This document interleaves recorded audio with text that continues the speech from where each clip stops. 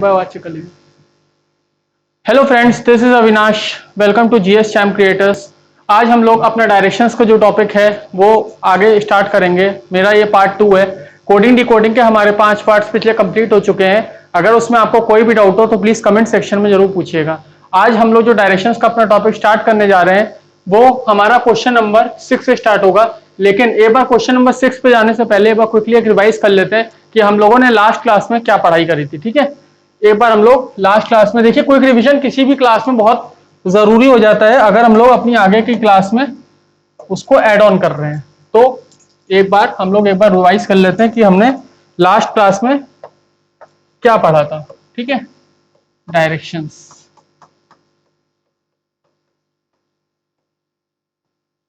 देखिए, सबसे पहली और इंपॉर्टेंट चीज हमने क्या पढ़ा था, हमारे पास 8 डायरेक्शंस होते हैं। हमारे पास कितने डायरेक्शंस होते हैं टोटल? 4 डायरेक्शंस तो होते ही हैं, north south east and west. उसी के बेस पे north east, south west and north west. ठीक है, तो 8 डायरेक्शंस हमारे पास टोटल होते हैं। सबसे पहली चीज आपको यह पता होना चाहिए। दूसरी इंपॉर्टेंट चीज जो मैंने बताई थी वो क्या बताया था? वो बताया था Pythagoras theorem. Pythagoras theorem. I hope ये सबको क्लियर होगा पाइथागोरस थ्योरम क्या होती है। इसको कैलकुलेट करने के लिए मैंने क्या फॉर्मूला बताया था? C is equal to root over of A square plus B square. जो हमारे एक्सपीरियंस्ड कैंडिडेट्स हैं उनको तो ये बहुत जनरल चीज लग रही होगी, लेकिन जो हमारे न्यू कैंडिडेट्स हैं उनको एटलीस्ट ये पता होना चाहिए कि सी की value root over of A square plus B square से हमारी आती है with the help of Pythagoras theorem. ठीक है, जैसे सी हमारा हाइपोटेन्यूज हो गया, ए हमारी हाइट हो गई एंड बी हमारा बेस हो गया। अगर मैं सी को कैलकुलेट करना है तो सी की वैल्यू हमारी C is equal to root over of A square plus B square से आएगी। थर्ड इंपॉर्टेंट चीज जो मैंने आप लोगों को बताई थी वो क्या बताया था? रोटेशन ऑफ एंगल्स हमें आना चाहिए कि हम लोग रोटेशन ऑफ एंगल्स किस तरीके से करते हैं। और उसमें भी सबसे इंपॉर्टेंट क्या है? 45 डिग्री एंड 90 डिग्री। ये हमारा क्या है? Rotation, rotation of angles. ठीक है, तो एक तरीके से पहली चीज 8 डायरेक्शंस होते हैं, दूसरी पाइथागोरस थ्योरम और तीसरी rotation of angles. Rotation of angle से मेरा मतलब ये है कि अगर मान लेते हैं कोई पर्सन नॉर्थ ईस्ट डायरेक्शन में फेस करके खड़ा हुआ है। ठीक है, जैसे ये नॉर्थ है, ये ईस्ट है, ये साउथ है और ये वेस्ट है। कोई भी पर्सन अगर नॉर्थ ईस्ट डायरेक्शन में खड़ा हुआ है, उसके बाद मैं अगर आपसे ये कहता हूं कि दो तरीके के डायरेक्शन हमारे पास होते हैं, एक होता है क्लॉकवाइज रोटेशन में और एक होता है एंटी क्लॉकवाइज रोटेशन। ठीक है, अगर नॉर्थ ईस्ट डायरेक्शन में हमारा कोई भी पर्सन खड़ा हुआ है और मैं आपसे कहता हूं ये 45 डिग्री क्लॉकवाइज डायरेक्शन में मूव करता है, तो 45 डिग्री मेरा ये ईस्ट की तरफ फेस करेगा।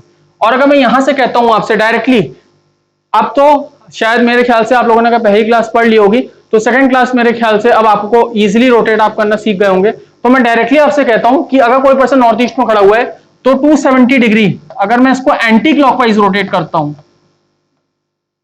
तो मे बी जो इस क्लास में नए आए होंगे उनके लिए थोड़ा सा डिफिकल्ट हो, लेकिन जो हमारे पुराने कैंडिडेट्स हैं उनके लिए थोड़ा सा इजी हो जाता है क्योंकि उन्होंने पढ़ा हुआ है। इसलिए मैं कह रहा हूं अगर आपने नहीं पढ़ा है मेरी लास्ट क्लास तो एक बार जरूर उसको पढ़िएगा और प्लीज अपने फ्रेंड से जरूर शेयर करिएगा उसको, क्योंकि शेयरिंग इज केयरिंग। जैसा मैंने कहा, आप लोग देखिए, आप लोग अगर शेयर नहीं करेंगे तो पता नहीं चलेगा कितने लोगों को इसकी जरूरत है। ठीक है, हो सकता है आपके ही फ्रेंड्स में किसी को इसकी इसी चैप्टर की किसी को बहुत ज्यादा नीड हो, तो प्लीज आप लोग जितना हो सकता है इस वीडियो को शेयर जरूर करा करिए, क्योंकि हर कोई एक बंदा इस समय कॉम्पिटेटिव एग्जाम्स अगर देता है, जैसे 12th के बाद सीयूटी के एग्जाम्स होते हैं या सीयूटी पीजी के एग्जाम्स होते हैं या बैंक एसएससी या यूपीएससी में या आप कह सकते हैं पीसीएस लेवल में, डायरेक्टली देखिए जो एक्सपीरियंस कैंडिडेट्स होते हैं हमारे उनके लिए इजी होती हैं चीजें, लेकिन जो एकदम न्यू कैंडिडेट आता है, न्यूली फ्रेश कैंडिडेट, जैसे कि अगर कोई ग्रेजुएशन लेवल के बाद जैसे उसने बीटेक किया हुआ है, तो बीटेक के बाद अगर कोई डायरेक्टली अगर कोई रीजनिंग पढ़ेगा तो मे भी उसके लिए थोड़ा सा टफ हो ये चीजें। इसलिए आप लोग प्लीज शेयर जरूर करिएगा इस वीडियो को। तो मैंने क्या कहा, अगर कोई पर्सन नॉर्थ ईस्ट फेस कर रहा है और उसके बाद मैं आपसे कहता हूं कि वो 270 डिग्री एंटी क्लॉकवाइज रोटेट करता है, तो 270 डिग्री एंटी क्लॉकवाइज क्या होगा? डायरेक्टली आप कह सकते हैं कि ये 45 डिग्री एंटी क्लॉकवाइज रोटेशन मेरी कैसे है? ऐसे। क्लॉकवाइज और एंटी क्लॉकवाइज में शायद किसी को कोई नहीं होगी डिफिकल्टी। ठीक है, तो 270 डिग्री इन एंटी क्लॉकवाइज डायरेक्शन, तो डायरेक्टली अगर मैं कहूं ये ऐसे आ जाए, यानी कि 180 degree is a straight line, anti clockwise rotate कर रहा है तो 180 डिग्री ये हुआ हमारा, और 90 डिग्री क्या हुआ? ये हुआ 45 एंड क्या हुआ? प्लस 90। तो 180 यहां पे था और 270 डिग्री एंटी क्लॉकवाइज रोटेट होके यहां पे आया, यानी कि हमारा क्या आंसर हो गया यहाँ पे? South east direction. ठीक है, तो आपको देखिए तीन चीजें बेसिकली अभी तक ये पता होना चाहिए कि 8 डायरेक्शंस क्या होते हैं हमारे, दूसरी पाइथागोरस थ्योरम क्या होती है, और तीसरी रोटेशन ऑफ एंगल्स। तीनों बहुत इंपॉर्टेंट चीजें हैं। चौथी इससे भी ज्यादा इंपॉर्टेंट क्या है, देखिए चौथी जो सबसे इंपॉर्टेंट चीज है, आपको यह पता होना चाहिए कि जो पर्सन के टर्न अबाउट्स होते हैं, यानी कि जो भी पर्सन जो टर्न अबाउट्स होते हैं वो हमारे क्या होते हैं, according to the person in question, यानी कि जो भी पर्सन क्वेश्चन में चल रहा है उसी के अकॉर्डिंग टर्न अबाउट्स होते हैं, यानी कि turn abouts are dynamic and directions are static. ये मैंने लास्ट क्लास में बताया था, डायरेक्शंस हमारे फिक्स होते हैं। जैसे कोई पर्सन अगर मान लीजिए ऐसे जा रहा है नॉर्थ में, तो आप कह सकते हो उसका राइट डायरेक्शन ये होगा, बहुत सिंपल है, ये बताना ईजी है। लेकिन अगर कोई पर्सन साउथ में जा रहा है तो उसका राइट डायरेक्शन ये नहीं होगा, उसका राइट डायरेक्शन ये होगा। इसलिए मैंने क्या लिखा है ऊपर, इसलिए मैंने एक चीज लिखी है कि according to the person in question, जो भी पर्सन क्वेश्चन में है उसके अकॉर्डिंग टर्न अबाउट्स होते हैं हमारे, और डायरेक्शंस हमेशा जो है हमारे क्या होते हैं, directions are always static. Static मतलब हमारे फिक्स होते हैं, ये कभी चेंज नहीं होते। और टर्न अबाउट्स क्या होते हैं, ये हम कह सकते हैं ये डायनामिक होते हैं। ठीक है, तो ये आपको ये चीज ध्यान रखनी है। तो ये डायनामिक हो गया और ये स्टैटिक, यानी कि अगर कोई पर्सन नॉर्थ में जा रहा है, यानी कि अगर मैं कहूं कोई पर्सन अगर नॉर्थ में जा रहा है और उसने ईस्ट टर्न किया है तो ईस्ट डायरेक्शन यही रहेगा, और कोई पर्सन अगर साउथ में जा रहा है तब उसने ईस्ट टर्न किया तो भी ईस्ट टर्न मेरा यही रहेगा। I think there is no doubt. ठीक है, तो यहां पे आपके ये 3 से 4 चीजें एकदम क्लियर होनी चाहिए, 8 directions, Pythagoras theorem, rotation of angles and turn abouts and directions. इतनी नॉलेज अगर आपको है तो डायरेक्शंस का मेरे अकॉर्डिंग आपका 80% चैप्टर यहीं पे कंप्लीट हो जाता है। देखिए डायरेक्शंस के क्वेश्चन में लास्ट क्लास में भी कहा था, गलत नहीं करते हैं कैंडिडेट्स, ये गलत तभी हो सकते हैं आपकी अपनी खुद की गलती से, और ये तभी गलती आप लोग कैंडिडेट्स तभी करते हैं जब आप लोग बहुत जल्दी में होते हैं क्वेश्चन को अटेम्प्ट करने की। ठीक है, तो थोड़ा सा आराम से अगर इसको कॉन्सेंट्रेट करके करेंगे तो डायरेक्शंस के क्वेश्चन उतने कठिन नहीं है मेरे अकॉर्डिंग, जितने की अभी हमने लास्ट क्लास जो अपनी पढ़ी थी कोडिंग डिकोडिंग उसके थे थोड़े से। ठीक है, लेकिन इसके उतने टफ नहीं होते हैं। ठीक है, अब हम लोग आगे आते हैं अपने क्वेश्चंस की तरफ, तो चीजें थोड़ी और क्लियर हो जाएंगी। हमने लास्ट क्लास में अपने 5 क्वेश्चंस करके हम लोग 6th क्वेश्चन पे आते हैं। देखिए 6th क्वेश्चन क्या है मेरा, एक बार चेक कर लेते हैं 6th क्वेश्चन हमारा क्या कहता है। सॉरी, ठीक है, एक बार 6th क्वेश्चन क्या कहता है, a man is facing west, he turns 45 degree in the clockwise direction and then another 180 degree in the same direction and then 270 degree in the anti clockwise direction, which direction is facing now. देखिए अभी जो experienced candidates होंगे उनको लग रहा होगा may be ये questions बहुत इजी हैं, ठीक है, बहुत अच्छी बात है आपके लिए, लेकिन जो अभी न्यू कैंडिडेट्स हैं उनके लिए बहुत बेसिक है। ठीक है, आपको मैं ये गारंटी देता हूं अगर आप लोग मेरे डायरेक्शंस की कम से कम एटलीस्ट मैं 5 to 6 क्लासेस कंप्लीट करूंगा अपनी, अगर आप उनको कंप्लीट कर लेते हैं तो हम अपना 80 से 90% मॉडरेट टू टफ लेवल भी खत्म कर लेंगे। लेकिन 10% मैं सिर्फ इसलिए बाकी छोड़ूंगा, आपके कमेंट सेक्शन पर डिपेंड करता है। अगर आप लोग मुझे मोटिवेट करेंगे आगे तो मैं उसी में 5 क्लासेस और ऐड करके उसको बैंकिंग लेवल की डेप्थ में ले जाऊंगा और मेन उसी तरीके से एसएससी में डेप्थ में जाएंगे। लेकिन प्लीज आपके कमेंट्स की मुझे बहुत आवश्यकता है, इसलिए आप प्लीज कमेंट्स जरूर करिए, मुझे भी मोटिवेशन मिलेगा उसमें, तभी मैं इनको और अपना टफेस्ट लेवल इनको आपको इंक्लूड करके दे पाऊंगा अभी। लेकिन मैं ये गारंटी दे रहा हूं तब भी कि बेसिक मेरा खत्म होगा, इससे मॉडरेट खत्म होगा और टफेस्ट लेवल का कम से कम एटलीस्ट मैं 80 to 90% खत्म कर दूंगा। एटलीस्ट मेरी 5 to 6 क्लासेस अगर आप अटेंड करते हैं तो। लेकिन अगर आप लोग आगे और चाहते हैं कि आगे और डेप्थ में आप लोग पढ़ें इसमें, तो प्लीज कमेंट सेक्शन में जरूर कमेंट करिए, लाइक करिए वीडियो को और शेयर करिए अपने फ्रेंड्स के साथ। ठीक है, अब हम लोग देखते हैं क्या, अ man is facing west, he turns 45 degree in the clockwise direction.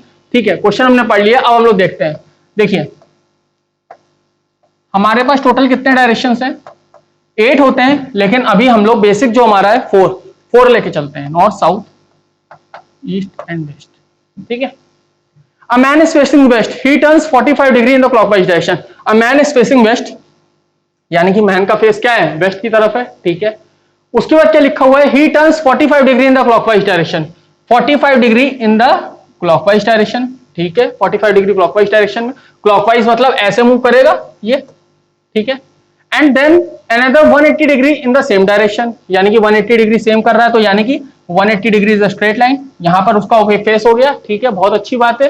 And then 270 degree in the anti clockwise direction, अब यहां से 270 degree anti clockwise direction move करता है, तो ये वापस आएगा, ये एंटी क्लॉकवाइज मूवमेंट होगा, तो ये आया वापस 180 एंड 180 प्लस 90 इज 270, तो हमारा 90 डिग्री ये हो गया, तो हमारा आंसर क्या हो गया? South waste. सबको मेरे ख्याल से पता होगा 90 डिग्री कैसे हुआ मूव, 180 यहां तक था, ठीक है, और उसके बाद 270 degree in the clock anti clockwise direction का, तो 180 वापस यहां पे प्लस 90, ये 45 हुआ एंड प्लस 45 ये, ठीक है, तो 45 45 90, यानी कि 270 डिग्री यहां पे हमारा आया, जो इन्होंने हमको क्वेश्चन में दिया था, ठीक है। तो मेरा आंसर क्या आ गया? South west. तो option D will be your answer, ठीक है। इजी है, इजी अभी लगेगा आपको, ठीक है, सीनियर कैंडिडेट्स को में भी लगे, लेकिन जो अभी बेसिक पढ़ रहे हैं उनके लिए ये क्वेश्चन मेरे हिसाब से मॉडरेट है, ठीक है। बाकी आप लोग प्लीज कमेंट सेक्शन में जरूर बताइएगा कि आपको और किस तरीके के क्वेश्चंस आप लोग चाहते हैं, ठीक है। अब हम लोग आते हैं क्वेश्चन नंबर 7 पे। देखिए, ए इज 40 मीटर, थोड़ा सा ध्यान से पढ़िएगा, अच्छा क्वेश्चन है। A is 40 metre south west of B, C is 40 metre south east of B, then C is in which direction with respect to A, ठीक है, बहुत अच्छा क्वेश्चन है, इसको हम लोग कवर करते हैं। देखते हैं क्या लिखा है इस क्वेश्चन में। A is 40 metre south west of B, अब बेसिक आपको पता है 8 डायरेक्शंस थे, north south east and west, ठीक है, बहुत अच्छी बात है। North east, south east, south west and north west, ठीक है। A is 40 metre south west of B, अगर मैं बी को मान लीजिए यहां पे मान लेता हूं, A is 40 metre south west of B, A is 40 metre south west of B, C is 40 metre south east of B, C is 40 metre south east of B, ठीक है, ये भी 40 और ये भी 40, ठीक है, यानी कि एक पर्टिकुलर स्ट्रेट लाइन में है ये। उसके बाद then C is in which direction with respect to A, C is in which direction with respect to A, तो सी किस डायरेक्शन में with respect to A? C है हमारा ईस्ट डायरेक्शन में, तो हमारा आंसर क्या हो जाएगा? Option A will be your answer, ठीक है। अच्छा क्वेश्चन है। अब हम लोग नेक्स्ट क्वेश्चन पे आते हैं, अपने बेसिक था, ठीक है। Z started walking straight towards the south, अब हम लोग डायरेक्ट क्वेश्चन अटेम्प्ट करते हैं, ठीक है। Z started walking straight towards the south, अगर मैं इनिशियल पॉइंट ये ले लेता हूं, ठीक है,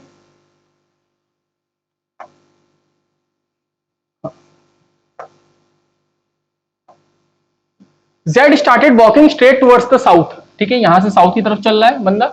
He walked a distance of 15 meters, यहां से स्ट्रेट गया 15 मीटर्स, क्योंकि साउथ डायरेक्शन कहा था, and then took a left turn. अब यहां पे ध्यान दीजिएगा, ये साउथ डायरेक्शन में जा रहा है, तो टर्न अबाउट्स मैंने क्या कहा था? According to the person given in the question, यानी कि turn abouts are always dynamic, dynamic होते हैं ये पर्सन के अकॉर्डिंग ही चलते हैं, ये हमारे अकॉर्डिंग नहीं चलते, डायरेक्शंस हमेशा हमारे अकॉर्डिंग चलते हैं। जैसा कि इसमें क्या कहा गया है, Z started walking straight towards the south, ठीक है, he started walked a distance of 15 meters and then took a left turn। अब यहां से कोई बंदा चल रहा है स्ट्रेट और यहां से इसने लेफ्ट टर्न लिया है, ठीक है, तो लेफ्ट टर्न यानी कि क्या होगा? इस तरीके से होगा। अगर मान लीजिए इन केस ये कहता कि यहां से पर्सन साउथ में जा रहा है और इसने वेस्ट की तरफ टर्न लिया है, तो वेस्ट हमारा क्या होता? वेस्ट हमारा फिर ये नहीं होता कि ये रिवर्स में चल रहा है, तो वेस्ट इसका ये हो जाएगा, ठीक है, तो वेस्ट हमेशा ऐसे ही रहेगा। Directions are always static and turn abouts are always dynamic, ये चीज ध्यान रखिएगा, ठीक है। इसको हम लोग रब कर देते हैं, ठीक है। अब ठीक है, he walked a distance of 15 meters and then took a left turn, ठीक है, he walked a distance of 15 meters and then took a left turn and walked a distance of 30 meters, यहां से 30 meters चले ये, ठीक है, बहुत अच्छी बात है। then he took a right turn and walked a distance of 15 meters again, यहां से राइट टर्न लिया और 15 meters फिर से चले। Z is facing in which direction? currently Z का फेस किस तरफ है? साउथ, तो option B will be your answer, ठीक है। अब हम लोग आते हैं अपने नेक्स्ट क्वेश्चन में। नेक्स्ट क्वेश्चन हमारा क्या कहता है? Alok walk 30 metres towards east, basic question है, ठीक है, अभी डायरेक्शंस के बेसिक क्वेश्चन है, मैं सारे क्वेश्चन सॉल्व करते हुए चलूंगा। जहां पे भी आपको कोई भी डाउट हो प्लीज कमेंट सेक्शन में जरूर पूछिएगा और प्लीज बताइएगा कि आपको कैसा लग रहा है और शेयर जरूर करिएगा वीडियो को, ठीक है।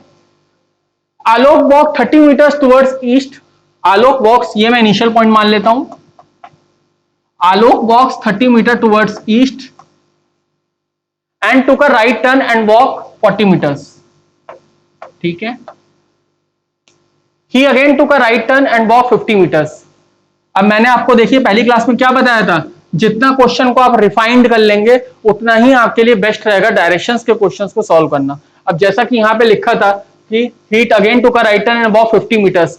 तो 50 मीटर्स को आप कैसे रिफाइन कर सकते हैं, ये 30 ये मेरे को दिया हुआ है और प्लस 20 मैं यहाँ पे ऐड कर लूंगा, तो ये क्वेश्चन मेरा रिफाइंड हो गया। अगर मान लीजिए डिस्टेंस पूछता, डिस्टेंस नहीं पूछा, अगर पूछता तो मेरे लिए इजी हो जाता कैलकुलेट करना, ठीक है। Towards which direction is he from his starting point, ठीक है। ये मैंने आपको देखिए फर्स्ट क्लास में एक चीज बताई थी कि जब भी आपसे फाइनल डायरेक्शन पूछे कि पर्सन अपना इनिशियल पोजीशन से फाइनल पोजीशन की तरफ कौन से डायरेक्शन में खड़ा हुआ है, तो इनिशियल पोजीशन से जब आप फाइनल पोजीशन की तरफ एरो करेंगे तो ये पर्सन उसी डायरेक्शन में खड़ा हुआ है, यानी कि पर्सन खड़े हैं साउथ वेस्ट में। तो option C will be your answer, ठीक है। अब हम लोग आते हैं अपने नेक्स्ट क्वेश्चन पे, ठीक है। नेक्स्ट क्वेश्चन देखिए क्या कहता है। A man is facing northwest. He turns 90 degree in the clockwise direction and then 135 degree in the anti-clockwise direction. Which direction is he facing now? अब इस क्वेश्चन में भी वही है। इस क्वेश्चन में आपसे क्या पूछा गया है, रोटेशन ऑफ एंगल्स पूछा गया है। अगर रोटेशन ऑफ एंगल्स की नॉलेज आपको अच्छी है तो बहुत अच्छी बात है। अगर आपको रोटेशन ऑफ एंगल्स के बारे में नहीं पता है तो प्लीज मेरी फर्स्ट वीडियो जरूर देखिएगा इस टॉपिक पे, आपको और क्लियर हो जाएगा। लेकिन अब हम लोग इस क्वेश्चन की तरफ देखते हैं। अ man is facing north west, ठीक है। A man is facing north west, तो ये हमारा हो गया नॉर्थ वेस्ट, ठीक है। He turns 90 degree in the clockwise direction. अब यहां से 90 डिग्री अगर वो क्लॉकवाइज डायरेक्शन में मूव करता है तो ये 45 एंड देन ये 90 हो गया, 90 degree in the clockwise direction and then 135 degree in the anti clockwise direction. 135 वापस in the anti clockwise direction, यानी कि वापस 90 and plus 45 and 135 degree in the anti clockwise direction. उसके बाद क्या लिखा हुआ, which direction is he facing now? He is facing currently west direction. तो option B will be your answer, ठीक है। तो हमारे एटलीस्ट कम से कम 10 क्वेश्चंस जो बेसिक थे वो कवर हो गए, ठीक है। अब हम लोग 11th क्वेश्चन की तरफ हम लोग मूव करेंगे।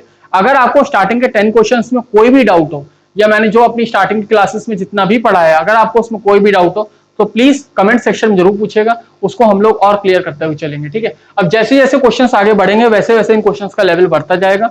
अगर आपको कोई भी डाउट होता है तो प्लीज पूछिएगा, शेयर करिएगा अपने फ्रेंड्स के साथ, जिससे अगर उनको कोई डाउट हो तो वो लोग आपसे पूछें, और उनको जरूर कहिएगा कि प्लीज चैनल को सब्सक्राइब जरूर करें, उससे हमें मोटिवेशन मिलता है, ठीक है। तो please do share and do like share and subscribe, ठीक है।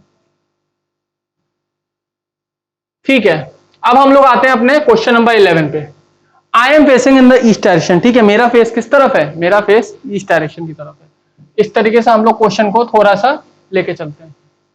आई होप अगर एंगल्स की रोटेशन आपको क्लियर है तो मेरे ख्याल से आपको कोई डाउट नहीं होगा, एटलीस्ट डायरेक्शंस के उसमें कोई डाउट नहीं होगा, पाइथागोरस थ्योरम में कोई डाउट नहीं होगा, और जब पर्सन टर्न अबाउट्स होते हैं, डायरेक्शंस के बारे में पूछा जाता है तो उसमें कोई भी डाउट होता है। देखो मैं आपसे एक चीज ये कहना चाहूंगा कि जो क्वेश्चंस जो कैंडिडेट्स अटेम्प्ट करते हैं, मोस्टली कैंडिडेट्स को जो वो आती है प्रॉब्लम, वो किस में आती है? या तो वो लोग पाइथागोरस थ्योरम कैलकुलेट करने में मिस्टेक कर देते हैं, जल्दबाजी में कभी कभी क्या होता है कि क्वेश्चन जो है कभी इस तरीके से शेप ले लेता है और यहां से यहां तक की डायरेक्शन कैलकुलेट करनी होती है।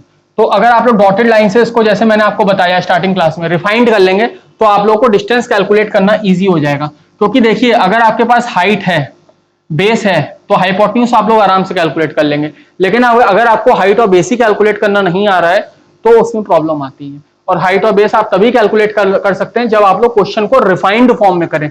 रिफाइंड फॉर्म से मतलब मेरा क्या है? रिफाइंड फॉर्म से मेरा मतलब यह है कि एटलीस्ट जब भी आप क्वेश्चन इस तरीके से डायग्राम बनता है, कॉम्प्लेक्स डायग्राम बन रहा है, तो उस क्वेश्चन को डॉटेड लाइंस में कन्वर्ट करके जरूर इसको सॉल्व करिएगा तो हो जाएगा। पहली चीज पाइथागोरस थ्योरम में आती है दिक्कत, दूसरी चीज उनको फेस करते हैं वो लोग प्रॉब्लम डायरेक्शंस बताने में। अब उनको क्या लगता है, जैसे मान लीजिए कोई पर्सन ऐसे है, क्वेश्चन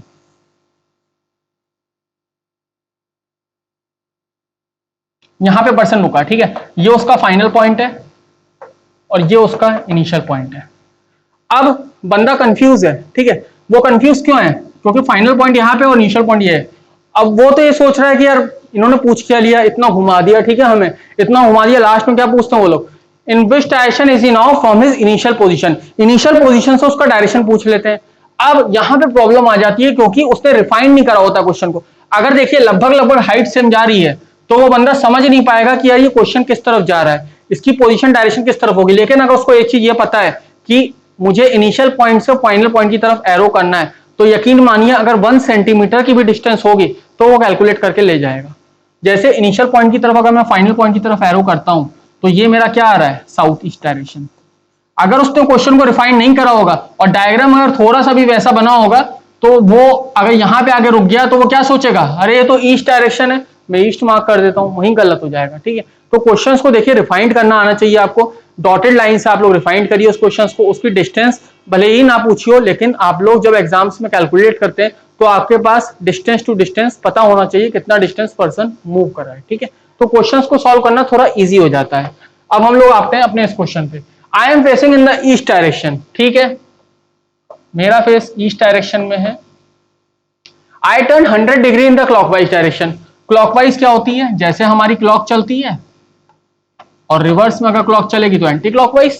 ठीक है, I turn 100 degree in the clockwise direction. अब देखिए 100 डिग्री, ये कितना हो गया टोटल, अगर मैं ईस्ट से साउथ पे हूं, ये हो गया मेरा टोटल 90 डिग्री। और 100 डिग्री क्या होगा, 90 डिग्री अगर ये है तो 100 डिग्री एटलीस्ट ये होगा, थोड़ा सा ज्यादा। ठीक है, यहां थोड़ा सा ज्यादा मैंने दिखा दिया है, लेकिन अगर थोड़ा सा भी आपको नॉलेज है तो मेरे ख्याल से एटलीस्ट इतना होगा, इतना तो होगा, है ना, 100 डिग्री होगा ये। उसके बाद क्या लिखा है, and then 145 degree in the anti clockwise direction. बहुत अच्छी बात है, 145 degree in the anti clockwise direction. अब यहां पे ध्यान से देखिएगा, अभी आप लोग इसको जो है, इसको मैं थोड़ा सा रब कर देता हूं। ठीक है, ठीक है, अगर आपका ये है 100 डिग्री और आपको 145 degree in the anti clockwise direction का है, इसमें कंफ्यूज मत होइएगा क्योंकि बहुत कैंडिडेट्स इसमें गलती करेंगे। 145 degree in the anti clockwise कहेगा तो वापस अगर ये आता है तो यहां पे, क्योंकि यहां से इनिशियल पोजीशन था, वापस अगर आएगा तो यहां पे 100 डिग्री तो होगा, 100 degree in the anti clockwise direction. और क्या कहा है, 145 degree in the anti clockwise direction, तो 145 डिग्री ये हो जाएगा। तो आंसर क्या हो गया हमारा, ये नॉर्थ है, ये ईस्ट है, आंसर क्या हो गया, north east. Option B is the correct answer. ठीक है, I hope there is no doubt. ठीक है, अगर कोई भी डाउट आता है तो प्लीज कमेंट सेक्शन में पूछिए, I will also clear it. ठीक है, अब हम लोग आते हैं अपने क्वेश्चन नंबर 12 पे। इसमें देखते हैं क्या लिखा हुआ है। अभी हम लोग बेसिक से धीरे धीरे एडवांस की तरफ जा रहे हैं। जब आप लोग मेरी लास्ट क्लास देखेंगे डायरेक्शंस की, आपको पता चलेगा मैं बहुत एडवांस लेवल पे जाऊंगा इसमें, लेकिन अभी स्टार्ट है मेरा, क्योंकि आप लोग देख रहे हैं कि सीयूटी में भी जरूरत पड़ती है इन उसमें इन पेपर्स में, एसएससी जो सीएचएसएल के पेपर होते हैं हमारे, उसमें भी जरूरत पड़ती है।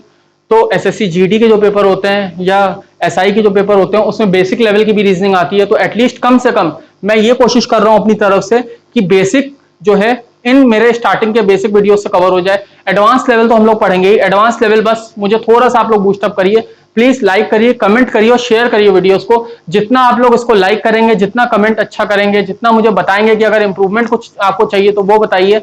लेकिन अगर मुझे लाइक और कमेंट्स नहीं मिलेंगे तो मैं शायद इसको और एडवांस लेवल पे लेके ना जा पाऊं, लेकिन मेरी तरफ से तब भी ये कोशिश रहेगी एटलीस्ट 5 to 6 क्लासेस में मैं एडवांस लेवल भी 70 to 80% पूरा कवर कर दूं। ठीक है, अब हम लोग देखते हैं अपना ये वाला क्वेश्चन। किशन कान वॉक्स 10 किलोमीटर टुवर्ड्स नॉर्थ। ठीक है, अगर ये इनिशियल पोजीशन लेता हूं मैं, किशन कांत वॉक्स 10 kilometre towards north, 10 kilometre towards north. ठीक है, 10 ही लिख दिया है, कोई जरूरत नहीं है पूरा किलोमीटर लिखने की। From there he walk 6 kilometer towards south. अब वापस यहां से 6 किलोमीटर आया है, तो अगर ये 6 है तो ये 4 होगा। ठीक है, then he walks 3 kilometer towards east, यहां से 3 किलोमीटर ईस्ट गए। ठीक है, how far and in which direction is he with reference to starting point. ये इनिशियल पॉइंट है, ये फाइनल पॉइंट है, इसको हम लोग कैलकुलेट कर लेंगे with the help of Pythagoras theorem. ये कितना डिस्टेंस हो गई हमारी, ये 6 थी, ये 4 हो गई, ये 3 हो गई, root over of 4 square plus 3 square, answer will be 5, है ना। और इनिशियल पॉइंट से फाइनल पॉइंट की तरफ एरो करेंगे तो ये कौन सी डायरेक्शन है हमारी, ये हमारी डायरेक्शन है नॉर्थ ईस्ट, तो 5 kilometer north east, option B will be your answer. अब हम लोग आते हैं अपने नेक्स्ट क्वेश्चन पे, क्वेश्चन नंबर 13 पे। बहुत इंपॉर्टेंट क्वेश्चन है, देखिएगा इसको थोड़ा सा ध्यान दीजिएगा इस क्वेश्चन पे, बहुत अच्छा क्वेश्चन है और बहुत इंपॉर्टेंट है। इस क्वेश्चन में मोस्टली कैंडिडेट्स गलत हो जाते हैं। देखिए, 2 buses starts from the opposite positions of the main road 150 kilometers apart. The first bus runs for 20 kilometers and takes a right turn and then run for 15 kilometers. ठीक है, हम लोग स्टार्ट करते हैं पहले लाइन से question. 2 buses starting from the opposite positions of the main road 150 kilometers apart. देखिए, मैं 2 पॉइंट्स मान लेता हूं यहां से लेकर यहां तक। ठीक है, इसको मान लेता हूं पॉइंट 1 और इसको मान लेता हूं 0.2। इन दोनों की डिस्टेंस बताई गई है कितनी, 150 किलोमीटर अपार्ट है। ठीक है, अब यहां से क्या कहा गया है, the first bus runs for 25 kilometres. मैं यहां से फर्स्ट बस को ही कैलकुलेट कर लेता हूं। फर्स्ट बस यहां से भी आप मान सकते हैं, ऐसा कुछ भी नहीं है। ठीक है, आंसर सेम आएगा। First bus runs for 25 kilometers and takes a right turn, ठीक है, and then runs for 15 kilometers. ठीक है, it then turn left, run for another 25 kilometers. यहां से लेफ्ट टर्न लिया और 25 किलोमीटर चली। ठीक है, and then takes the direction back to reach the main road. Main road यही थी हमारी, तो वापस मेन रोड पे आने के लिए ये स्ट्रेट चली। अगर ये स्ट्रेट चली है तो ये 15 था, तो ये भी 15 होगा, जाहिर सी बात है। ठीक है, यहां तक खत्म हो गई पहली बस की information. It then turn left, ठीक है, and takes a right then for, ठीक है, मेन रोड तक आ गया। In the mean time due to minor breakdown the other bus has run only 35 kilometers. ओहो, देखिए जो सेकंड बस है हमारी उसमें ब्रेकडाउन हो गया। ठीक है, बस खराब हो गई, या तो टायर पंचर हो गया होगा मे बी, या हो सकता है कि बस वाले को नींद आ गई हो या उस हो गया हो। ठीक है, तो इसमें लिख दिया गया है माइनर ब्रेकडाउन। उसमें ब्रेकडाउन की वजह से जो हमारी सेकंड बस थी वो खाली चली है कितना, वो 35 किलोमीटर ही चली है बस और रुक गई है। ठीक है, what would be the distance between the two buses at this point, यानी कि यहाँ पे एक बस हमारी फर्स्ट बस रुक गई है और यहाँ पे हमारी सेकंड बस है। ये कैलकुलेट करनी है मुझे डिस्टेंस, ये वाली डिस्टेंस कैलकुलेट करनी है। ठीक है, तो मुझे क्या कैलकुलेट करना है, फर्स्ट बस मेरी यहाँ आ गई, सेकंड बस यहाँ है, ये दोनों डिस्टेंस। अब इस क्वेश्चन को सॉल्व करने के लिए मैं आपसे एक चीज पूछता हूं। अगर मान लीजिए मेरे पास 20 सेंटीमीटर की एक लाइन है और मैं यहां से एक लाइन खींचता हूं एटलीस्ट 7 सेंटीमीटर की, ठीक है, और यहां से खींचता हूं एटलीस्ट 2 सेंटीमीटर की, तो बीच में जो बची वो कितने डिस्टेंस हो गया, सब बता देंगे। 7 यहां से, 2 यहां से, 9, ये कितनी हो गई, 11। इसी तरीके से इस क्वेश्चन को सॉल्व करते हैं। देखिए, अगर आप लोग डायरेक्टली सिर्फ स्ट्रेट लाइंस कैलकुलेट करेंगे तो इजीली आंसर आ जाएगा। देखिएगा 25 लिखा हुआ है, ये 25 लिखा हुआ है ये, और ये कितना लिखा है, ये चलिए 15, ये तो स्ट्रेट चलिए। ठीक है, ये तो हम लेंगे ही नहीं क्योंकि ये भी स्ट्रेट है, ये भी स्ट्रेट है। ठीक है, मैं यहां बना लेता हूं इसको, डायग्राम को, और क्लियर हो जाएगा। देखिएगा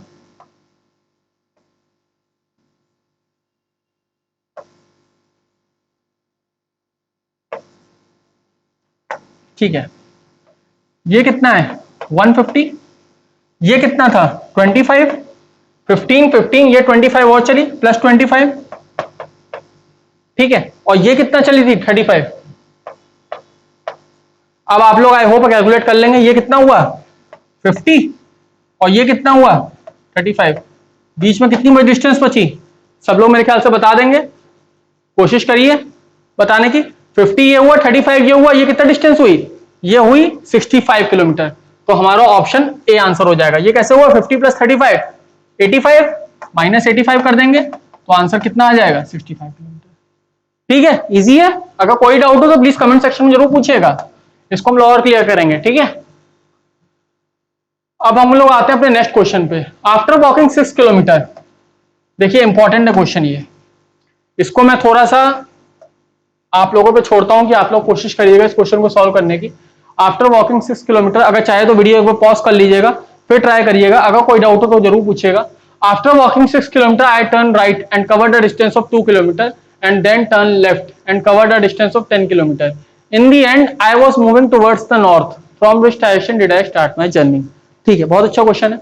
अगर हम लोग स्टार्ट करते हैं इस क्वेश्चन को शुरू से, आफ्टर वॉकिंग 6 किलोमीटर, देखिए इनिशियल पोजीशन मैं ये ले लेता हूं। मैं दो तरीके से इस क्वेश्चन को सॉल्व करूंगा, आपका डाउट एकदम क्लियर हो जाएगा।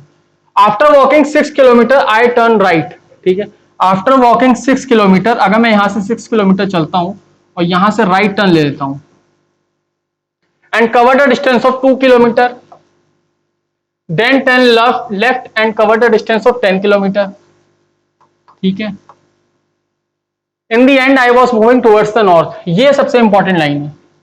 इन the end I was moving towards the north, यानी कि मेरा क्वेश्चन सही जा रहा है। तो from which direction did I start my journey. आप लोग इस क्वेश्चन को मुझे सॉल्व करके बताइएगा। इस क्वेश्चन को मैं अभी छोड़ दे रहा हूं फिलहाल, इतना मैंने डायग्राम बना दिया है, ये आपको ये पता चल जाएगा एटलीस्ट कि हमारा क्वेश्चन सही दिशा में गया है, इसलिए मैंने इस क्वेश्चन को अभी आपके लिए छोड़ दिया है। आप लोग प्लीज मुझे कमेंट सेक्शन में इसका आंसर जरूर बताइएगा। प्लीज आप लोग बताएंगे तो मुझे भी मोटिवेशन मिलेगा। देखिए मैंने स्टार्ट कहां से किया था, ये क्या लिखा हुआ था, after walking 6 kilometer I turn right, after walking 6 kilometer I turn right and cover the distance of 2 kilometer, then turn left and cover the distance of 10 kilometer, in the end I was moving towards the north. ये सबसे important line थी, in the end I was moving towards the north. तो यानी कि मेरा question सही जा रहा है। अगर मान लीजिए मैं क्वेश्चन को ये स्टार्ट करता आफ्टर वॉकिंग 6 किलोमीटर, अगर यहां से मेरा इनिशियल पॉइंट होता after walking 6 kilometer I turn right and cover the distance of 2 kilometer, then turn left and cover the distance. After walking 6 kilometer I turn right and cover the distance of 2 kilometer, then turn left, यहां से left turn लिया and cover the distance of 10 kilometer. In the end I was moving towards the north. अब देखिए in the end I was moving towards the north, लेकिन north की तरफ तो नहीं जा रहा था मैं, ये किस तरफ जा रहा था, ईस्ट की तरफ। तो यानी कि ये वाली अगर कंडीशन में लेता तो ये गलत होती, ये वाली कंडीशन सही। ठीक है, तो इसमें मुझे आप लोग ये कमेंट सेक्शन में आंसर बताइएगा कि इसका आंसर क्या होगा। From which direction did I start my journey. Diagram एकदम सही है, आप लोग प्लीज मुझे बताइएगा कमेंट सेक्शन में इसका आंसर क्या हो सकता है। ठीक है, नॉर्थ, साउथ, ईस्ट या वेस्ट या नन ऑफ दिस। ठीक है, प्लीज मुझे बताइएगा तो मुझे पता चले कि आप लोग क्वेश्चन सॉल्व कर रहे हैं। ठीक है, इस क्वेश्चन को मैं आप लोगों को छोड़ दिया इसलिए। नेक्स्ट क्वेश्चन पे आते हैं हम लोग। नेक्स्ट क्वेश्चन हमारा क्या कहता है, देखते हैं। Sunil walks towards the east from the point A, turns right at point B and walks the same distance as he walked towards the east. He now turns left, walks the same distance again and finally makes a left turn and stops at point C. After walking the same distance, the distance between A and C is how many times as that of A and B? बहुत अच्छा question है, start करते हैं, देखते हैं क्या लिखा हुआ है। Sunil walks towards the east. देखिए अगर मैं ये वाला पॉइंट ले लूं, इनिशियल पॉइंट, यहां से सुनील ने स्टार्ट किया, Sunil walks towards the east from the point A, turns right at point B, point B से उसने राइट टर्न लिया, ठीक है, and walks the same distance as he walk towards the east. यानी कि जो डिस्टेंस ये थी वही डिस्टेंस ये है, सेम डिस्टेंस है। ठीक है, he now turns left, walks the same distance again, यहां से लेफ्ट टर्न लिया और सेम डिस्टेंस चला है, ये भी डिस्टेंस सेम थी, ये भी डिस्टेंस सेम है, लेफ्ट टर्न लेने के बाद ये भी डिस्टेंस सेम है। ठीक है, he now turns left, walks the same distance and finally makes a left turn and stops up at point C. Left turn लिया और पॉइंट सी पे रुक गया है after walking the same distance, यानी कि ये भी सेम है, ये भी सेम, ये भी सेम, ये भी सेम, ये भी सेम, सारे डिस्टेंस सेम है। लास्ट में क्या पूछा है, the distance between A and C is how many times that of A and B? Distance between A and C is twice of what he travels from A and B. I think this is clear. A और C के बीच में जितनी distance है वो 2 गुना distance है। 2 गुना कैसे हुई, क्योंकि ये भी सेम था, ये भी सेम है, ये भी सेम है, ये भी सेम है और ये भी सेम होगी। तो A और C की डिस्टेंस क्या हुई, ट्वाइस ऑफ AB। तो आंसर क्या आएगा, distance between A and C is how many times? 2 times of AB। ठीक है, ऑप्शन बी इसका आंसर। अब हम लोग आते हैं अपने क्वेश्चन नंबर 16 पे।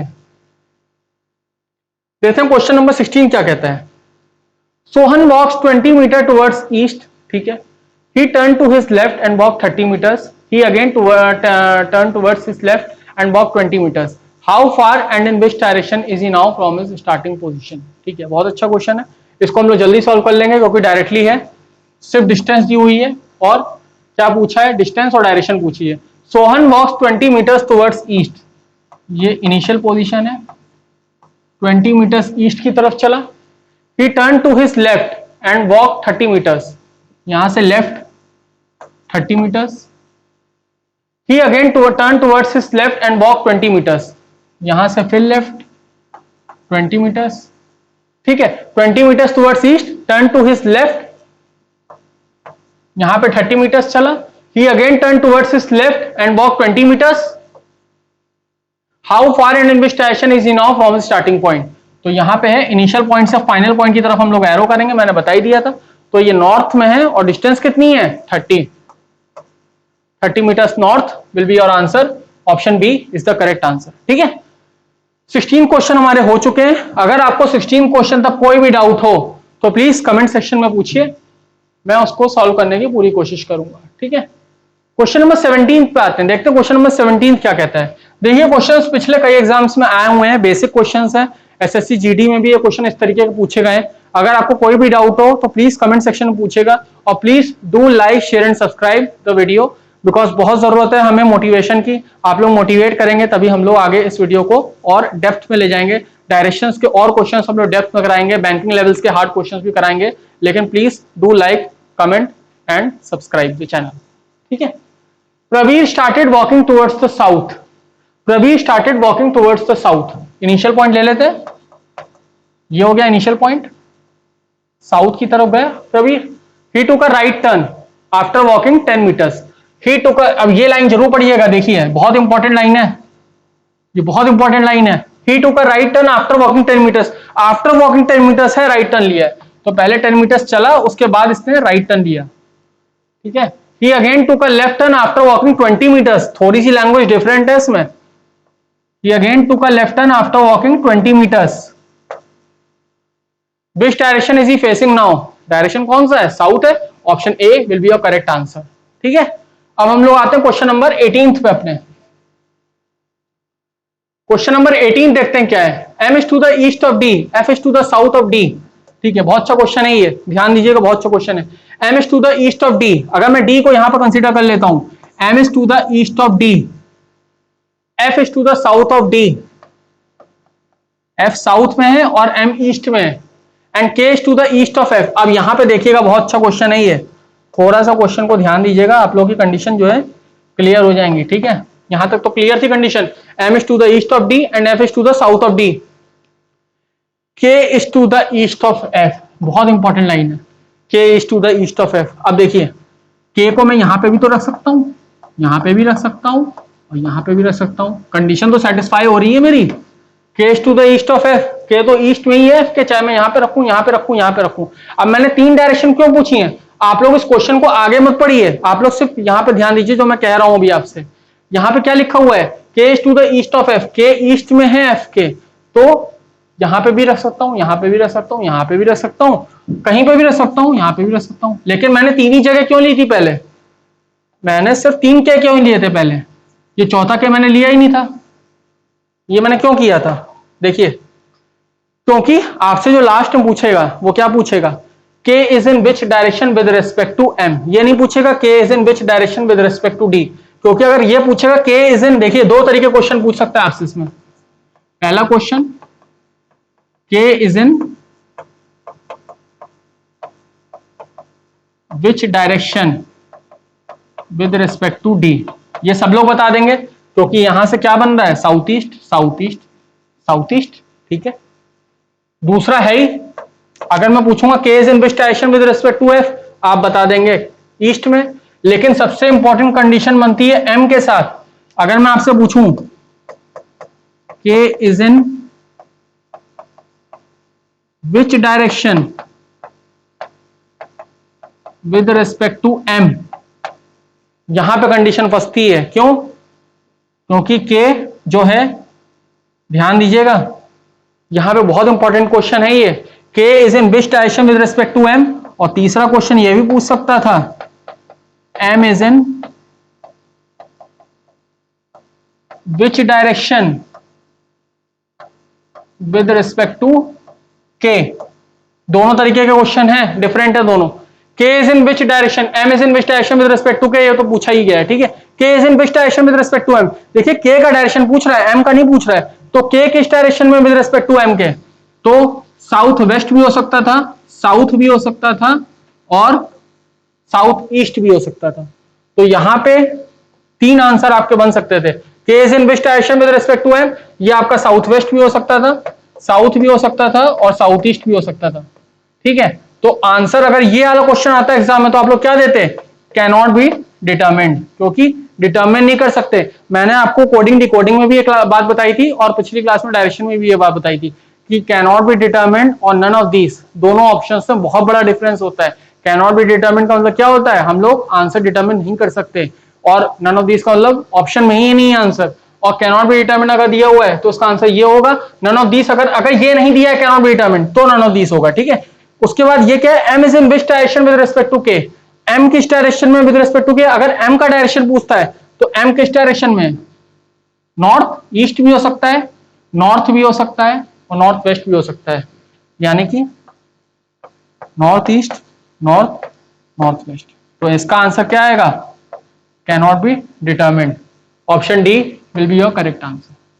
ठीक है, बस ये चीज ध्यान रखिएगा, पूछ किसका डायरेक्शन रहा है। और ये मैंने के को 3 तरीके से क्यों रखा है, 3 को मैंने देखिए कंडीशन भी सेटिस्फाई कर रही थी, K to the east of F, ये तो कंडीशन सही है इसके हिसाब से, लेकिन पूछते आप लोग ना तो वो एफ के हिसाब से पूछेंगे लास्ट में क्वेश्चन आपसे, क्योंकि एक ही डायरेक्शन आ रहा है, ना वो डी के हिसाब से पूछेंगे। वो या तो पूछेंगे K is in which direction, K is in which direction with respect to M, और M is in which direction with respect to K. तो यहाँ पे थोड़ा सा ध्यान देने की जरूरत है, इसको ध्यान रखिएगा कि 3 तरीके के डायरेक्शन बन सकते हैं। यहाँ पे साउथ वेस्ट, साउथ तो साउथ ईस्ट बना था इसलिए कैन नॉट बी डिटरमिन्ड, यहाँ पे north east, north and north west बना था इसलिए यहाँ भी आंसर क्या आएगा? कैन नॉट बी डिटरमिन्ड। और हमारा पूछा क्या था? M is in which direction with respect to K, तो एम का हम डिटरमिन नहीं कर सकते, जिसका भी डायरेक्शन पूछा गया उसकी तरफ एरो कर दीजिएगा। अगर पूछा K is in which direction with respect to M, तो के की तरफ एरो होगा, M is in which direction with respect to K, तो एम की तरफ एरो होगा। ठीक है, बस इसका आंसर क्या आएगा? कैन नॉट बी डिटरमिन्ड। अब हम लोग अपने आगे बढ़ते हैं इन्हीं क्वेश्चन से। अब हम लोग आते हैं क्वेश्चन नंबर 19 पे अपने। इसके बाद हमारा सनराइज और सनसेट वाला कॉन्सेप्ट शुरू होगा। बहुत अच्छा कॉन्सेप्ट है, आप लोग को बहुत अच्छा लगेंगे वाले क्वेश्चन। अभी हम लोग ये लास्ट वाला अपना क्वेश्चन कर लेते हैं। P Q R S are playing a game of carrom, P R and S Q are the partners. ठीक है, S is to the right of R, who is facing west then Q is facing. ठीक है, carrom में देखिए, carrom अगर आप लोग खेलते होंगे तो 4 लोग इस तरीके से बैठते हैं। वैसे तो मेरे ख्याल से कभी 6 लोग भी बैठ जाते हैं, 8 लोग भी बैठ जाते हैं। ठीक है, डिपेंड करता है कि मतलब किस तरीके की आपकी वो है, क्या कहते हैं उसको, एक नेचर होता है जिस तरीके का, चाहे वो फ्रेंड सर्कल में आप खेल लो, फ्रेंड्स को आपने उस समय एनिमी मान लिया हो अपना, ठीक है, तो आप उस तरीके से खेल रहे हो। तो डिपेंड करता है आप लोग किस तरीके की अपनी स्पिरिट लेके बैठ रहे हैं, वहां पे टीम वर्क वाली स्पिरिट लेके बैठ रहे हैं या एनिमी वाली स्पिरिट लेके बैठ रहे हैं। ठीक है, क्योंकि बहुत बार कई बार ऐसा होता है, लड़ाइयां भी हो जाती हैं कैरम के उसमें। ठीक है, कैरम बोर्ड तक फेंक दिए जाते हैं, तो थोड़ा सा ऐसा नहीं होना चाहिए। ठीक है, तो ध्यान दीजिएगा, कैरम का जब हम लोग गेम खेलते हैं तो एक फ्रेंडशिप वाली स्पिरिट होनी चाहिए, ना कि एनिमी वाली स्पिरिट। कोई भी गेम हो अच्छी स्पिरिट से खेलेंगे तो अच्छा ही लगेगा, ग्रोथ एंड डेवलपमेंट होती है उसमें। लेकिन अगर आप लोग एनवी के स्पिरिट से खेलेंगे, या यार मेरे को तो बस जीतना है बस खाली, ठीक है, इंडिया पाकिस्तान का युद्ध हो गया जैसे, तो इस तरीके से नहीं खेलते। कोई भी गेम हम लोग गेम की स्पिरिट की तरह खेलना चाहिए। गेम की स्पिरिट अलग हमेशा रखनी चाहिए, नेशनैलिटी की स्पिरिट अलग रखनी चाहिए। ठीक है, दोनों का गेम अलग अलग होता है अपनी अपनी जगह। ठीक है, गेम को कभी भी अपने इमोशंस उतने ज्यादा नहीं डालने चाहिए कि आप लोग मारपीट पे उतर आए। ठीक है, गेम को हमेशा गेम की ही तरह खेलेंगे तो बहुत अच्छा रहेगा। और पढ़ाई को भी इंजॉय करते हुए करना चाहिए, तो आप लोग किसी भी कॉम्पिटेटिव एग्जाम्स में बहुत ही फ्रूटफुल रिजल्ट्स पाएंगे। इस क्वेश्चन को देख लेते हैं अपने। P Q R S are playing the game of the carrom, P R S, ठीक है, पी और R and S and Q are the partners. ठीक है, एक ही लिखी हुई है, पी और आर और एस और क्यू पार्टनर्स हैं। ठीक है, ये दो पार्टनर्स को उन्होंने डिक्लेयर कर दिया कि पी और आर पार्टनर है और एस और क्यू पार्टनर है। S is to the right of R, R who is facing west, ये सबसे इंपॉर्टेंट है, R who is facing west. तो आर का फेस किस तरफ है? वेस्ट की तरफ, वेस्ट की तरफ है, तो यानी कि ऐसे, क्योंकि कैरम में देखिए सब लोग ऐसे ही बैठेंगे, कैरम में ऐसे तो कोई बैठेगा नहीं, ऐसे तो कोई बैठेगा नहीं कैरम में कि कैरम यार मैंने इधर रख दिया और मैं इस तरफ फेस करके बैठा हूं, ऐसे तो होगा नहीं। कैरम में हमेशा हम लोग ऐसे करके बैठते हैं। ठीक है, मतलब एक तरीके का जॉइंट बना के बैठते हैं। तो आर इधर है, R who is facing west, और इन्होंने क्या कहा था? पी और आर पार्टनर है, सबसे पहली कंडीशन पी और आर पार्टनर है। और पार्टनर्स, अगर आपने कैरम के रूल पता होंगे, पार्टनर्स मतलब आसपास नहीं, अगल बगल नहीं बैठते, कभी आमने सामने ही बैठते हैं। तो पी और आर द पार्टनर्स। ठीक है, पी इधर आ जाएगा and S and Q are the partners, S is to the right of R, S is to the right of R, तो एस इधर है, एस और क्यू पार्टनर्स है तो क्यू इधर आ जाएगा। लास्ट में क्या पूछा है? Then Q is facing, Q का फेस पूछा है। क्यू का फेस क्या हो जाएगा हमारा? नॉर्थ, क्यू का फेस नॉर्थ है, तो option A will be your correct answer. ठीक है, तो हमारा ये जो है यहां तक के बेसिक कॉन्सेप्ट एटलीस्ट खत्म हो जाते हैं। अब हमारा जो कॉन्सेप्ट आएगा वो आएगा सनराइज और सनसेट का कॉन्सेप्ट। बहुत अच्छा कॉन्सेप्ट है, एक बार हम लोग उसको पढ़ लेते हैं। ठीक है, जैसे यहाँ पे क्वेश्चन क्या दिया हुआ है, देखिए एक क्वेश्चन कर लेते हैं आज। ठीक है, उसके बाद हम लोग बाकी क्वेश्चन आगे वाली क्लासेस में करेंगे, क्योंकि सारे क्वेश्चन आगे जो हमारे दिए हुए हैं वो सनराइज और सनसेट वाले कॉन्सेप्ट पे हैं। इसके बाद हम लोग और थोड़ा डेप्थ में जाएंगे, लेकिन सनराइज और सनसेट का कॉन्सेप्ट समझ लेते हैं। जैसे यहाँ पे क्या क्वेश्चन लिखा हुआ है? One morning after sunrise Rita and Kavita were talking to each other face to face at Tilak square. ठीक है, जगह कोई भी हो सकती है, जगह को दिल पे मत लीजिएगा। If Kavita shadow was exactly to the right of Rita, which direction Kavita was facing. बहुत अच्छी बात है। देखिए सबसे पहले इसको समझने के लिए आपको सनराइज और सनसेट का कॉन्सेप्ट पता होना चाहिए। सनराइज एंड सनसेट, ये कॉन्सेप्ट आपको अगर क्लियर होगा तो कभी कोई प्रॉब्लम नहीं आएगी।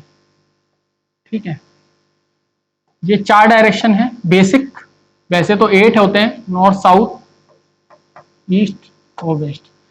एग्जाम में देखिए, एग्जाम में कह दीजिए या कभी भी आप डायरेक्शंस के क्वेश्चन करते हैं तो वहां पे एक चीज लिखी होती है, वन मॉर्निंग आफ्टर सनराइज, है ना। या तो सनराइज लिखा होगा, अगर आफ्टर सनराइज लिखा है तब भी हम सनराइज ही कंसीडर करते हैं, या तो टाइम दिया होगा एएम में, ठीक है, कि 11:30 AM या 7:30 AM। ऐसा नहीं होगा कि 11:30 AM दिया हुआ है तो आप लोग सन को बीचों बीचों पहुंचा दे, ऐसा कुछ नहीं होगा। ठीक है, सनराइज में हमेशा क्या दिया, या तो सनराइज लिखा होगा या एएम लिखा होगा या मॉर्निंग लिखा होगा डायरेक्टली, यही 3 चीज लिखी होंगी और तो कुछ लिखा नहीं होगा। या सनसेट अगर होगा तो क्या लिखा होगा, सनसेट लिखा होगा, बिफोर मॉर्निंग भी लिख सकते हैं या आफ्टर मॉर्निंग भी लिख सकते हैं। लेकिन सबसे इंपॉर्टेंट चीज क्या है कि उन्होंने दोनों के साथ मॉर्निंग को इंक्लूड करा है। ऐसी सेम सनसेट भी लिख सकते हैं, पीएम भी लिख सकते हैं, या बिफोर या आफ्टर इवनिंग भी लिख सकते हैं।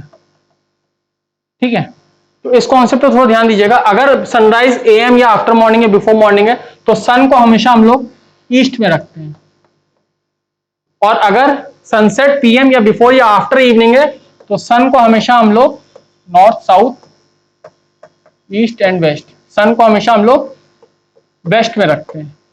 2 ही चीज होती हैं। पहली चीज इसमें क्या होती है कि अगर 2 पर्सन फेस टू फेस बात कर रहे हैं और उसमें अगर ये लिखा हुआ है शैडो राइट या लेफ्ट में पड़ रही है, अगर शैडो राइट या लेफ्ट में पड़ रही है, ठीक है, शैडो 2 ही तरीके से पड़ती है, या तो राइट या लेफ्ट पड़ती है या फ्रंट या बैक में पड़ेगी।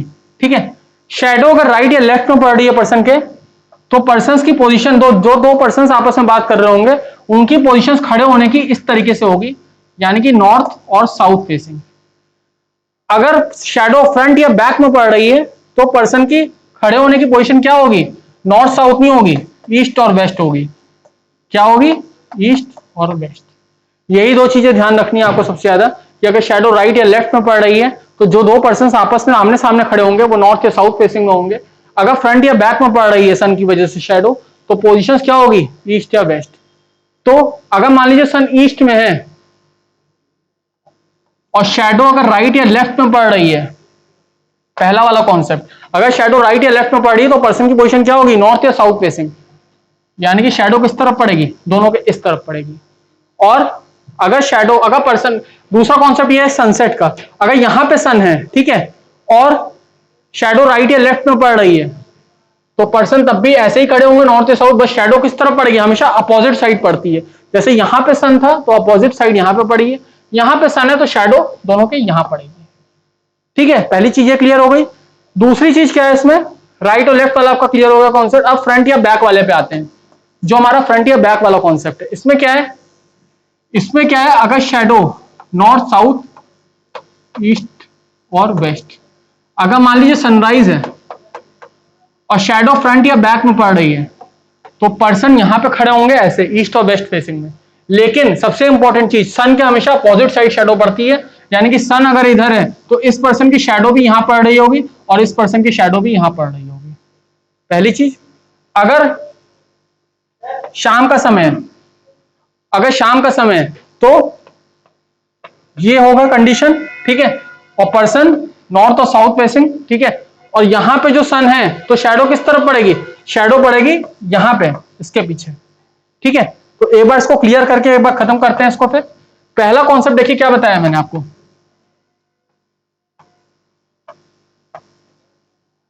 और दूसरा कॉन्सेप्ट यहां पे चलते हैं। ठीक है, या तो सनराइज होगा या तो सनसेट होगा, सेम यहां पे या तो सनराइज होगा या सनसेट होगा। ठीक है, अगर सनराइज है और 2 पर्सन फेस टू फेस बात कर रहे हैं तो ऐसे शेडो पड़ेगी, और अगर इधर इस तरफ सन है सनसेट में, और पर्सन अगर ऐसे राइट और लेफ्ट उसमें लिखा हुआ है, तो क्वेश्चन में देखिए लिख कर आएगा two person of facing facing each to other, two person of facing to each other and talking to each other at a particular position and their shadow and the person and the shadow of one person is following to the right of that person. तो अगर shadow right या left में अगर आपको question में दिख रहा है राइट राइट और लेफ्ट में पड़ रही है, तो हमेशा पर्सन का फेस क्या होगा, नॉर्थ या साउथ में होगा, ठीक है। और अगर शैडो फ्रंट या बैक में पड़ रही है तो पोजीशन ये होगी। बस सन के एक चीज ध्यान रखिएगा, सन के हमेशा अपोजिट साइड शैडो पड़ती है, यानी कि इस पर्सन की शैडो भी यहां रहेगी और इस पर्सन की शैडो भी यहां पे रहेगी, ठीक है। दूसरी चीज, अगर यहां पे है सन तो ये दोनों पर्सन इस तरफ फेस करके खड़े हैं, तो जहां पे इस पर्सन की शैडो भी यहां पे पड़ेगी और इस पर्सन की शैडो भी इसके पीछे पड़ेगी, यानी कि सन के हमेशा अपोजिट साइड जो है शैडो पड़ती है, ठीक है। इस कॉन्सेप्ट में क्या था हमारा, नॉर्थ और साउथ फेसिंग, और ये कॉन्सेप्ट क्या है, ईस्ट एंड वेस्ट फेसिंग, ठीक है। तो आप लोग इन कॉन्सेप्ट्स को थोड़ा सा ध्यान रखिएगा। आज की क्लास हम लोग यहीं पर ओवर करते हैं, सनराइज और सनसेट का कॉन्सेप्ट आपका ओवर हो चुका है। स्टार्टिंग के बेसिक क्वेश्चंस भी मैंने ओवर करा दिए। अब जो आगे हम लोग क्वेश्चंस पढ़ेंगे वो सनराइज और सनसेट के कॉन्सेप्ट पे क्वेश्चंस पढ़ेंगे। उसके बाद हम लोग मिसलेनियस क्वेश्चंस पे आएंगे, अपने मतलब मॉडरेट टू डिफिकल्ट लेवल पे जाते जाएंगे आगे क्वेश्चंस में। और अगर आपको इन क्वेश्चंस में और डेप्थ की जरूरत हो तो आप लोग प्लीज कमेंट सेक्शन में जरूर बताइएगा। Please to like comment and share the video because that needs that levels up our motivation, ठीक है। तो बहुत जरूरत है हमको मोटिवेशन की, आप लोग जितना मोटिवेट करेंगे हम लोग उतना ही इस वीडियोस में और क्वालिटी लाने की कोशिश करेंगे। आज की क्लास हम लोग यहीं पे ओवर करते हैं, यहीं पे। उसके बाद हम लोग नेक्स्ट क्लास में अपना सनराइज और सनसेट के कॉन्सेप्ट पे डायरेक्शंस के ही टॉपिक में आगे बढ़ेंगे। एटलीस्ट 5 to 6 क्लासेस हम लोग कवर करेंगे डायरेक्शंस में, ठीक है। तो कोई टेंशन की बात नहीं है, आप लोग, मैं इतना गारंटी दे रहा हूं कि अगर आप लोग इन वीडियोस से कवर करेंगे तो 70 to 80% moderate to tough level तक आपका कवर हो जाएगा, ठीक है। आज की हम लोग क्लास यहीं स्टॉप करते हैं, आगे हम लोग नेक्स्ट क्लासेस में इसी को और आगे डेप्थ में ले जाएंगे। आज की हम लोग क्लास यहीं खत्म करते हैं। Thank you and have a nice day.